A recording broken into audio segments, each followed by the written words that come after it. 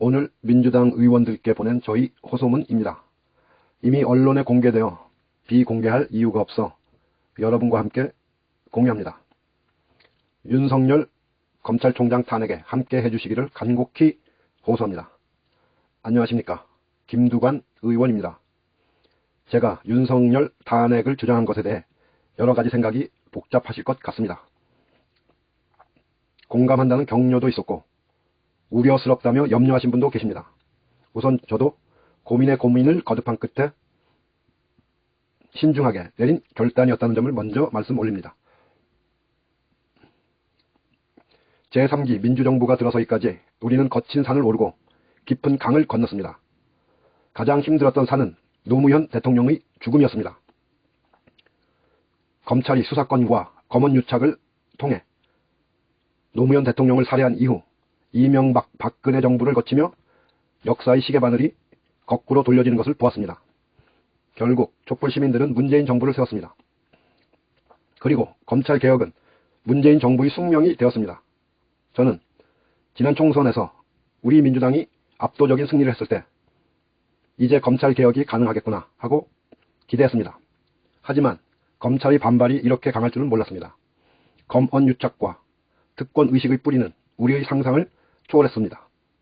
조국 장관에 대한 압수수색과 인사청문회 종료 후 기습적인 기소는 그 정점이었고 이때부터 검찰개혁에 대한 노골적인 반발과 대통령에 대한 지속적인 항명이 계속되었습니다.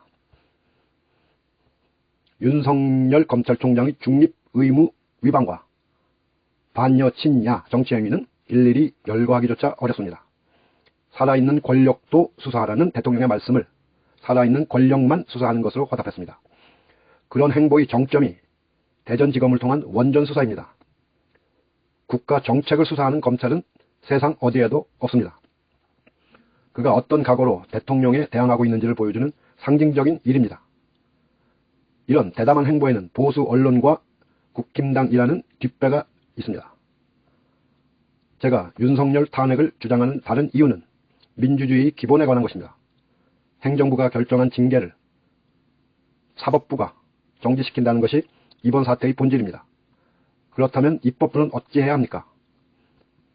사법부의 결정을 불가역의 최종 결정으로 받아들여야 합니까? 저는 아니라는 결론에 도달했습니다. 사법부와 행정부를 통제하고 견제하는 것이 입법부의 역할이자 책무이며 탄핵 소추권은 입법부의 가장 전통적인 무기입니다. 대통령께서도 인사권자로서 국민 앞에 고개를 숙이셨는데 정작 당사자인 윤 총장은 국민 앞에 사과 한마디 없습니다. 임명직 공직자의 기본 자세를 포기한 것입니다. 이런 잘못된 것을 바로잡을 마지막 보루가 국민이 선출한 입법기관인 바로 여러분 국회의원입니다. 이것이 원칙입니다. 이번 사안을 대하는 의원님의 무거운 마음과 신중함을 잘 알고 있습니다. 그러나 우리는 압도적인 지지를 보내준 국민들과 지지자들의 목소리에 응답할 의무가 있습니다. 이제 윤석열 검찰은 정권에 대한 전방위적 공격으로 개혁을 무력화시킬 것입니다. 그 공격의 정점을 무너뜨리지 않고 개혁은 불가능합니다. 보궐선거에 불리하다는 의견도 들었습니다. 하지만 저는 지금의 윤석열을 검찰총장에 그대로 두고 보궐선거를 치르는 것은 교도소 담장 위에서 선거를 치르는 것과 같다 생각합니다. 대통령과 민주주의를 지켜야 합니다. 권력기관 개혁은 우리 민주당에게 부여한 국민의 명령이자 역사의 책무입니다. 이런 이유로 우리는 탄핵과 제도개혁을 함께 해야 합니다. 어느 하나는 옳고 어느 하나는 틀린 게 아닙니다. 170석이 넘는 민주당은 충분히 그럴 능력이 있습니다. 탄핵은 제도개혁의 필요 조건이며 제도개혁은 국민의 명령을 달성하는 충분 조건입니다. 검찰총장 탄핵에 힘을 모아주십시오. 단결된 소수와 싸울 때는 우선 그 정점에 타격을 가해야 합니다.